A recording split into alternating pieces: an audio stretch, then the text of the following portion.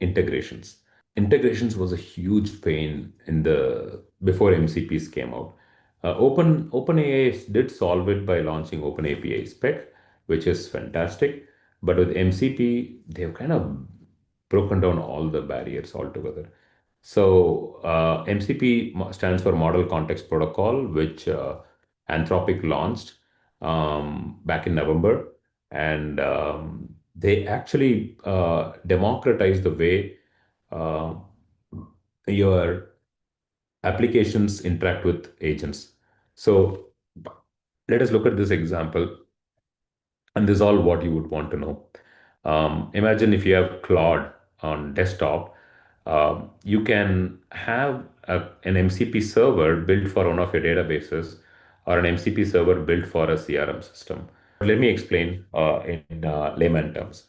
It's a MCP is an orchestration backbone where you're not necessarily hard coding like how the integration works. The the rules that you write within MCP, which are nothing but agent instructions, it is able to take a dynamic call on how to use your tool in the backend. And it is a step-based execution loop. It executes one after the other. And then at each step, it decides what to do. Should it actually call a model, or it should speak to the tool, or it should call another agent? So it's very similar conceptually how Lyzr agent is built. But it is just that this is purpose built for interactions between two different systems. And MCP kind of makes it the brings a new standard as well. Like take GitHub.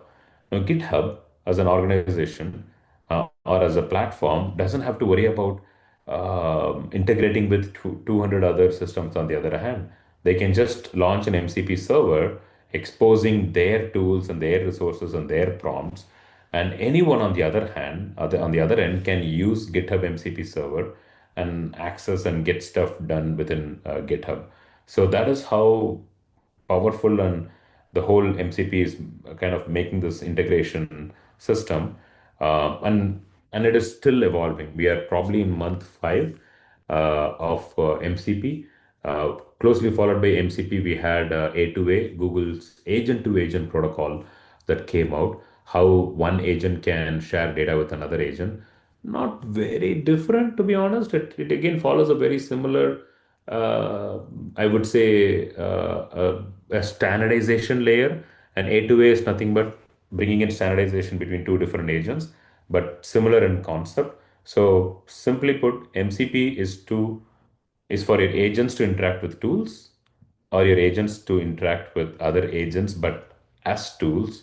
And A2A is trying to take that one step further, enabling a standardization for agents from two different ecosystems to speak. For example, Lyzr agents could speak with Google Agent Space, or Lyzr could speak with LangGraph, and so on. And that leads to agent mesh.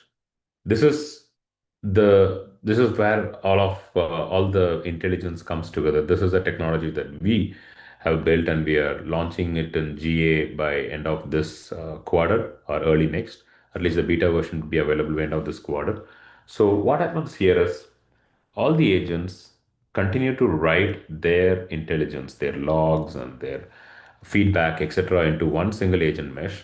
It also becomes a registry for the system, a common registry for the system, where you are able to see all the agents and their intelligence is written into one single agent mesh where entity relationships are established.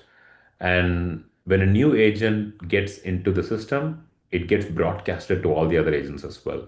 So thereby, the agent registration into the system is acknowledged by all the other systems.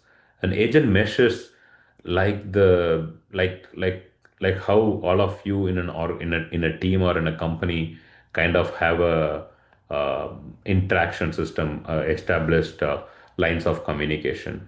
But what if that is happening across all these agents? And this also allows you to discover these agents, and this also allows you to call any agent dynamically. So this is why we built agent mesh, and we were systematically thinking about it from day one.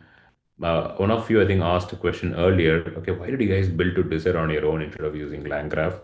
That is again from a system thinking point of view. If you look at Lyzr, it is designed into, it has three layers. At the bottom is the framework, which is Lyzr's own, compatible with LangGraph. On top of that is the studio, a graphical user interface, making it easier to build.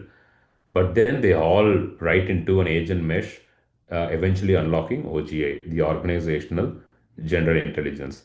And we wanted to control this ecosystem so that we can improve the framework on a continuous basis so that OGI down the lane, if it decides to launch an agent, it should know the framework really, really well. So that is another design thinking that we had on why we should write our own framework so that OGA can launch an agent to investigate, to even fix an issue. Imagine OGI, the organizational general intelligence for your organization. You've given a goal that I want to increase my revenue by 10% next quarter. Now, in its full form, in its full avatar, and that is our vision, OGA should be able to take every step towards that particular goal. It may even take some really hard calls, and I don't want to highlight what those are, but OGA's focus will be how do I take the organization to a 10% increase in revenue? What all should I do? And it should have an ability to launch agents. What if it launches a Google's ads manager agent and go ahead and launches a set of ads with certain budgets that it is able to interact with the CFO agent and get approval for? So that is the direction where we are taking OGA towards, and agent mesh becomes a very important aspect in this whole journey.